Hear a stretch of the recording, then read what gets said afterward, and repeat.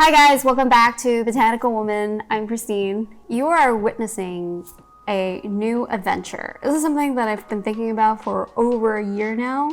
There is a really cool aquarium shop here in Seattle. They do some really fantastic aquascaping, and it's just really pretty and inspiring. And if you don't know what aquascaping is, it's really just the idea of making your tanks, and not necessarily, they don't have to have fish in them, but it's just this idea of like sculpting your aquascape with plants and driftwood and rocks to making it look very natural. So that is something that I will be attempting to build here in the next couple of months as I'm starting to collect information and also get the stuff together. So what we're sharing with you today is actually my first ever unboxing of aquatic plants. I went a little bit crazy with how many I got, thinking I don't really know what they look like and I don't know how they grow, so I just want to give myself an opportunity to learn more about them before I put them in, my tank, which I did order finally last week, or this past week actually, yeah. All right, without further ado, let's break into this. So I got this from the local seller here in Seattle because I didn't want the plants to, travel too far since they will be dry for the most part. So that came out super smooth. It came with a ice pack because it's been quite warm in Seattle. And this has the list of plants. He didn't have two of the plants that I ordered, so, oh wow, okay. So he refunded me, but I am excited. The thing about learning to, whether you're building a terrarium or aquascaping, it's really important to try to get, oh, it's so small, so pretty. Okay. Sorry, before I get distracted by all the plants, you want to get a diversity of plants. So, you want different foliage.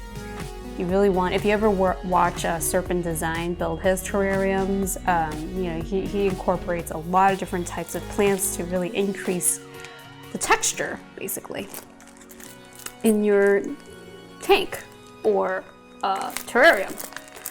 So the first one is a Anubias nana petite. These plants are epiphytes and they grow really small. And they are very small. So one of the things that I also learned recently is to get smaller plants if you're doing a terrarium build or a aquascape build, because it makes your terrarium / aquascape look bigger. So that's kind of cool. So that one looks really good and healthy. They're very easily propagated. They grow as epiphytes, as I said before, so you can easily tie them to a rock or some kind of driftwood. Let me get this, like my hands. All right, let's see what's next. So that will be super cute. You could tie it to any kind of hardscape. Hardscape is just things that are hard, rocks, driftwood, things like that. All right, item number 2. I wanted something that was gonna be like a little bit more like grass-like. So I think this is it. This is the Crypt plant. And yeah, it looks like little pieces of grass. It's super cute. So this should make a pretty cute carpet up in the front. So excited to watch that do its thing. Number 3 is what they call a dwarf hairgrass. So this grows about 3 to 4 inches, I believe. So I wanted something, within that height. And they grow with these cute little flowers. I guess they kind of remind me of like miniature, not reed, but something like that. Something you would only see sticking out. Some of these plants can actually be grown, what's the word I'm looking for? Out of water? Yeah, there's a specific word for it. Emerged, yeah. So some of these plants, and I think this one is it, this can grow emerged rather than completely submerged. So it can grow in both ways. It doesn't look great right now, it's kind of smushed. Okay. So it looks like a lot of these plants are from Florida. No wonder. Oh, so cute. I'm sorry, I'm playing with the hair underwater. All right, let me dry my hands again. All right, that's exciting stuff. All right, here's another Anubias, and this is the Barteri. Yeah. Let me write this one off first. Super cute plant. It reminds me of a peace lily a little bit, the way the leaves are. But I'm not sure if it stays this small or, you know, it could be, does it get a lot bigger? I don't remember, but this is gonna look super dope underwater. They say that you should like cut them and then it will promote more growth because these kind of grow horizontally. So there's that. What else? I'm so excited, guys. Doing my first aquascape. I've had aquariums before. I was actually, I remember my first, well, it wasn't my aquarium, it was my sister's aquarium. And she had a little fishy. I didn't partake in that because I was jealous. I was like, you got a fish tank? Daddy bought you a fish tank. I didn't get a fish tank. All right. This is another Anubias. This is actually a hybrid. I forget what it's hybridized with, but the leaves are more pointy versus the one you saw before, and it's more long. So this is the one that I was thinking that reminds me a lot of a peace lily. And I think it stays kind of small too, but it looks pretty robust. It's like having houseplants, you know, they're still houseplants, right? They just live underwater. So Anubias are really popular amongst aquatic plant collectors. So there's gotta be a reason, right? We're gonna find out why. I'm really excited to watch them all grow. This one, I believe, is a moss. It's called the Willow. Yeah, Willow moss. And that's because it supposedly reminds you of a willow. And it grows in a bush. So it just looks like a mess right now.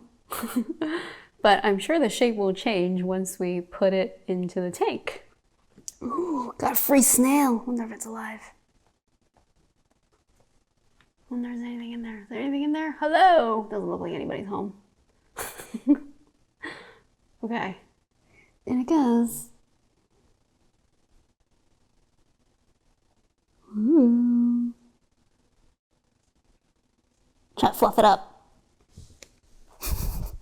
All right. I was excited for that. Okay, here is the tiger lotus. It has no leaves on it, which is perfectly fine.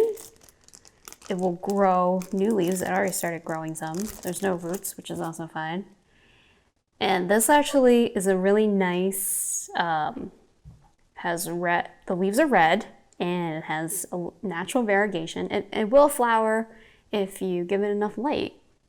Yeah. These will shoot out, you know, floating leaves, just like when you think about a lotus.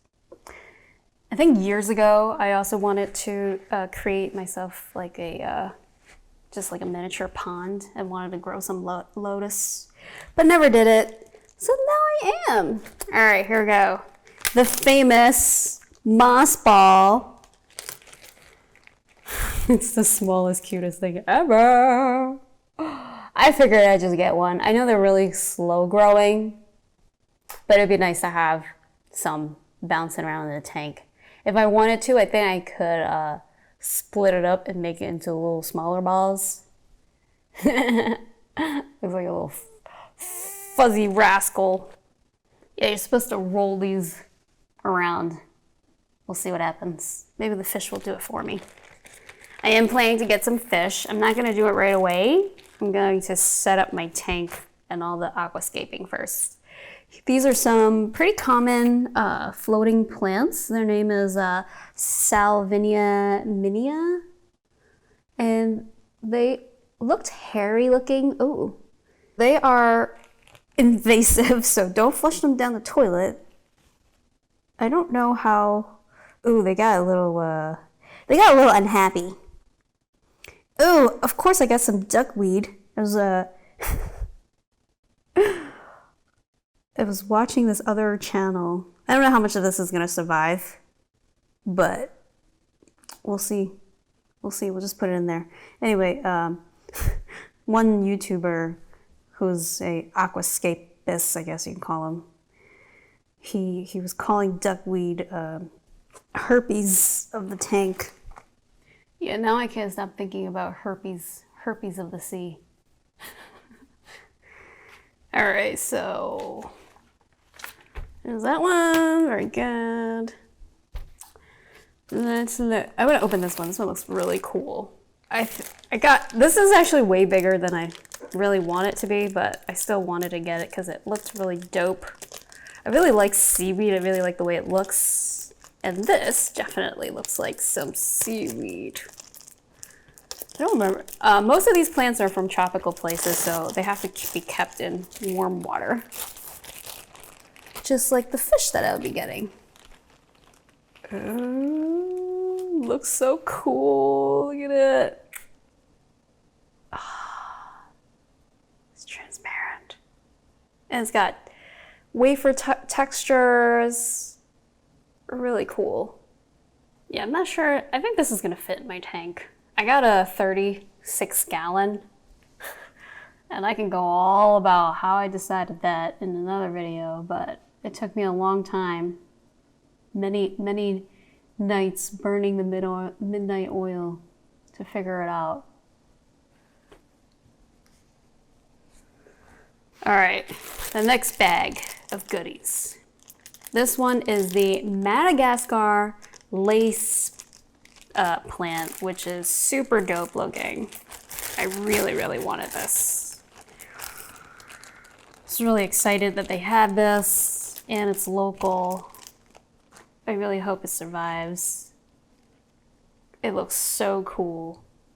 It has these, it's like I guess kind of like Calathea musica, but this actually has holes. Talk about some serious fenestrations. No, but this is the lace plant. The iconic aquatic lace plant. Yeah. This plant, unlike the other ones that I've opened so far, is a little bit, it needs cooler water to grow. So this one I'm actually planning to grow outside of the fish tank. I'm just gonna put it in find a vase for it and let it do its thing in there, so. Or maybe should we try? I don't know, I need to do more research. I don't know how to care for these plants, honestly. We all gotta start somewhere. Oh wait, I need that bag. All right, the next plant, I got all these plants because of the different textures. And this is the Hydrophilic pinnatifida. No, there's no L, so it's just fida.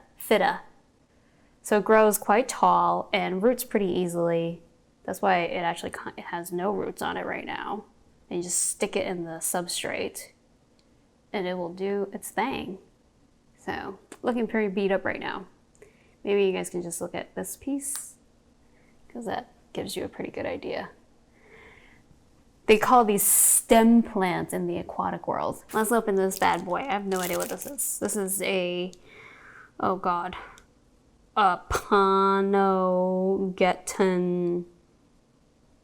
Ulvaceus.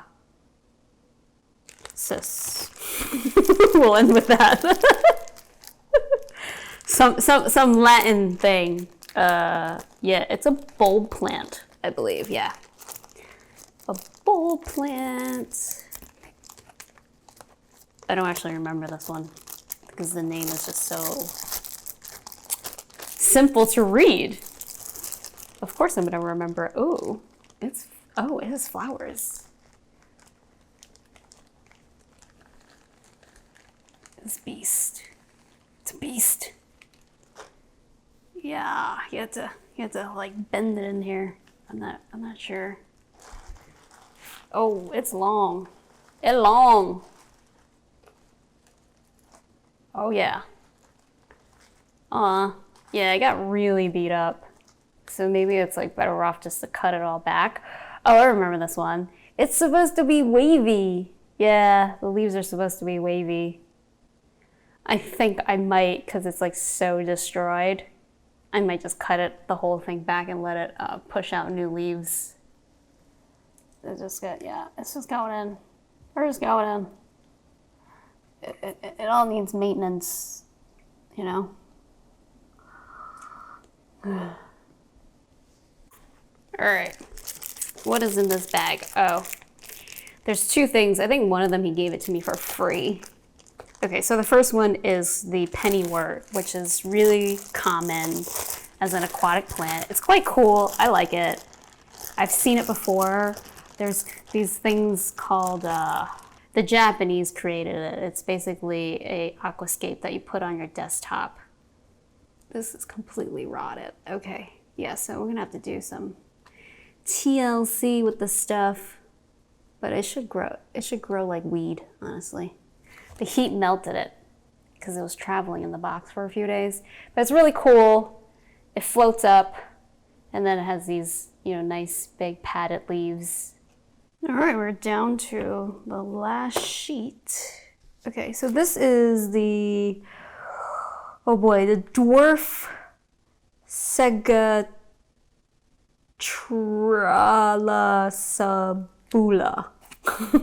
I don't know, I'm butchering this really bad. But this is also a grass, and it grows really tall. So I thought it'd be quite cool to be in the background and just be waving back and forth. Okay, so this is the Hygrophila Araguaia, and the leaves come in red, which is why I got it. And this, I guess this version of it is just longer. When I read about it on the internet, it said that it was a little bit shorter. So I guess we'll see when it grows in what it looks like. The last one, I honestly am not sure what it is since he didn't label it, but I can look it up later. But it looks like some kind of moss, and it is grown. So a lot of times when you get tissue grown plants, this is how you're gonna get it. You're gonna get it in this gel. It's gonna be in a cup. It looks quite cool. Let me try to, let's see if that does anything to it. Fluff it up a bit so it looks a little better, less smushed.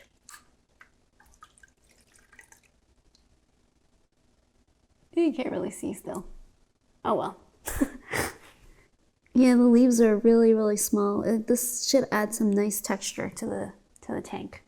What I'm planning to do is put most of these in the tank when I get it, but also I'm going to be growing a couple just in a vase because they need different temperatures. So I definitely think it's cool to be growing some aquatic plants just one-off. They need a little bit more maintenance, I think, than our regular house plants. But I would definitely try without a little air stone to increase the oxygen. I think maybe I'm going to try by increasing just the water changes. So if you keep up on the water change, I don't think you need to necessarily use a water stone to keep your aquatic plants alive. That said, I don't know, but I will try and let you guys know. So if you're interested in learning more about aquatic plants or maybe even fish keeping, I will be doing some more videos in the future about that. So subscribe and hit the notification bell. If you enjoyed this video, give us a thumbs up, and I will see you in the next one. Happy growing!